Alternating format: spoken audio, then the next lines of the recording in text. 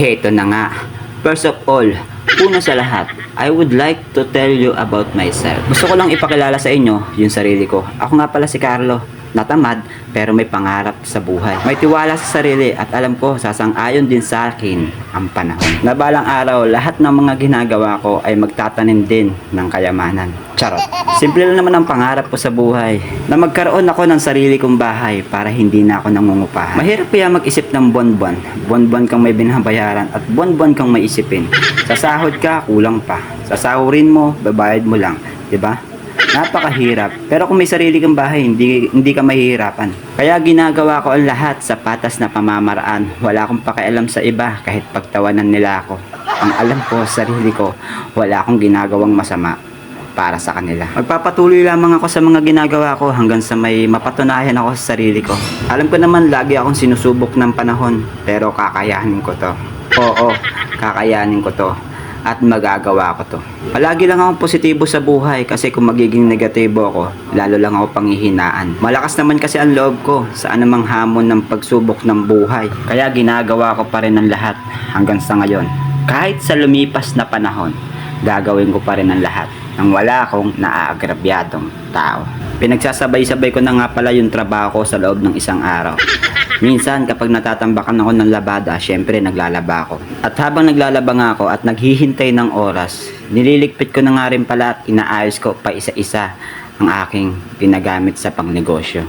At magwawalis-walis na rin ako niyan dito sa aking inuupahang bahay. Ayoko kasi nang makahalat sa paningin. Nakakadismaya. Lalaki ako pero gusto ko palagi malinis yung bahay ko. Oo, mahirap. Oo, nakakapagod. Nandun na tayo. Pero kung lagi kong iisipin na ganun ang mangyayari sa buhay ko, wala akong mapapala. Syempre, sarili ko lang naman aasahan ko eh. Hindi yung ibang tao. Dahil once na umasa ako na naman sa ibang tao, makakarinig na naman ako kung ano-ano. At habang naglalaba at naglilinis nga ako, syempre pupunasan ko naman yung sahig ng inuupahan ko. Ayoko kasi nung madulas. Yung parang ang lagkit-lagkit sa paa pag dadaan ka. Kaya ito, araw-araw ko siyang pinupunasan kapag ka nagkaroon ako ng pagkakataon o kaunting oras para malinisan ko to. At pagkatapos ko nga maglinis, maghugas at magligpit ng mga kalat ko, babalik na naman ako sa banyo. Hindi para dumumi, hindi para magtrabaho. Maglalaban na naman ako nito at tatapusin ko sa loob ng isang araw. Pinagsasabay-sabay ko na yung mga gawain ko pambahay para naman kinabukasan. Pag nagtinda ako, wala na akong masyadong isipin at wala na akong masyadong gagawin. Pagkatapos ko naman maglaba, maghuhugas naman ako niyan ng pinagamitan ko sa aking pagtitinda. Tulad ng mga kaserola, plato, sandok, steamer. Yan yung mga pinagamitan ko kahapon. At naglilinis na rin ako nito ng aming palikuran. Syempre ayoko na talaga ng malugkit, madumi, at kung ano-ano yung mga nakadikit sa aking banyo. Gusto ko yung maliligo ko, malinis na lahat. At ayoko talaga ng marumi. At syempre, pagkatapos nga lahat ng gawain ko dito sa aking inuupahang bahay, ready to fight na, maliligo na ang pogi. Syempre kailangan malinis mo na lahat bago tayo maligo. Kung malinisan natin yung sarili natin, syempre, linisan muna natin yung paligid natin. Ayoko kasi maligo ng marumi yung banyo at marumi yung aking kwarto. Gusto ko maliligo ako. Pagkatapos, maligo, tapos na lahat ng gagawin ko.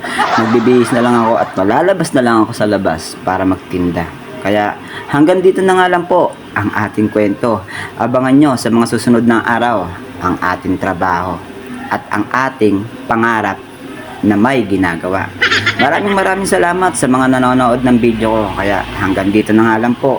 Paalam. Huwag niyong kalimutan i-like and share itong video ito kung nakaabot kayo dito sa dulo ng ating video. Maraming salamat po. God bless. Aww.